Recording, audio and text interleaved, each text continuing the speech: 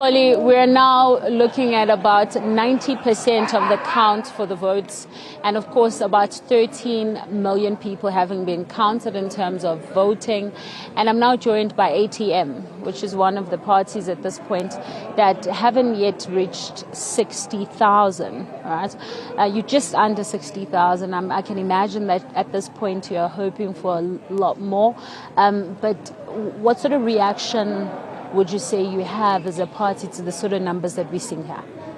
Firstly, yes, we are sitting at under 60,000, but what we're noting is that we have votes across the country, so our national footprint remains in place, and we are seeing how everything is going. We're at 90% now, so we are indeed hoping to get to that 60,000, and with a voter turnout that is historically low, sitting at possibly just under 15 million. If you look at 2019, you had 26 million registered voters, and 17 million actually came out to vote, and now we're looking at possibly 15 million, which is just about 58 voter turnout, which is a serious concern. But we see the results as they came. They indeed do demonstrate the will of the people, and we're hoping that the manner in which people have voted will indeed reflect the services they are going to get going forward, and that there will be an improvement. We're in a country where 11 million people are unemployed,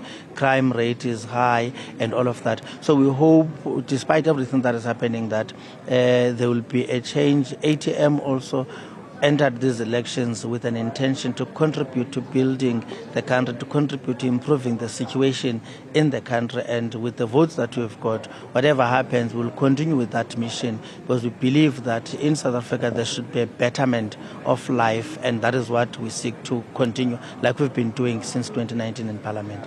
I want to speak about 2019. Let's look at what you have at this point as ATM. Where is your presence? We are sitting with two members of Parliament in Parliament, and we have a provincial MPL in KZN, MPL in the Eastern Cape, and that emanates from the 2019 election.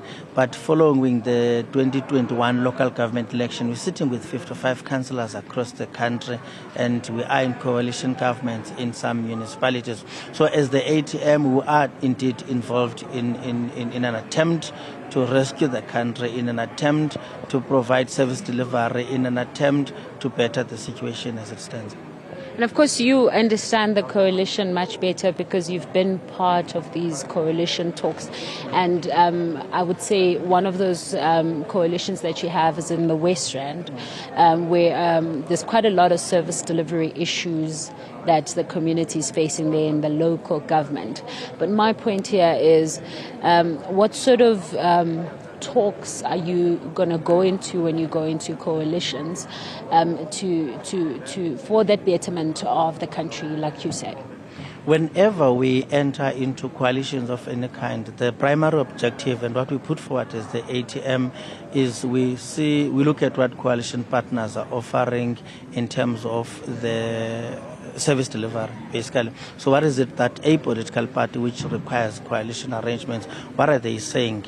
And want issues of service delivery, issues of bettering people's lives to take center stage whenever there are talks arranged. It should be, this is what we want to do for the people, and that is how we decide whether or not we want to be part of that coalition.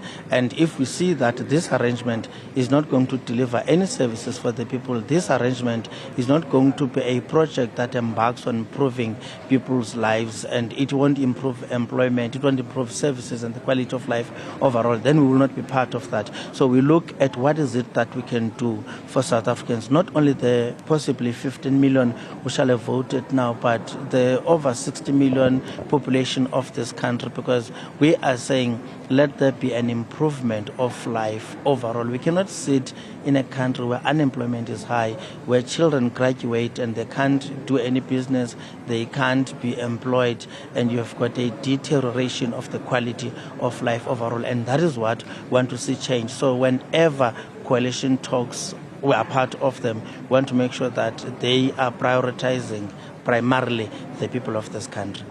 And just lastly, how much power do you think you will have going into these coalition talks, but also going into government at this point with the kind of numbers that we're seeing?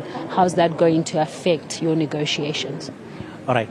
We will not be negotiating for any coalition. We are in no position. We should not be doing that.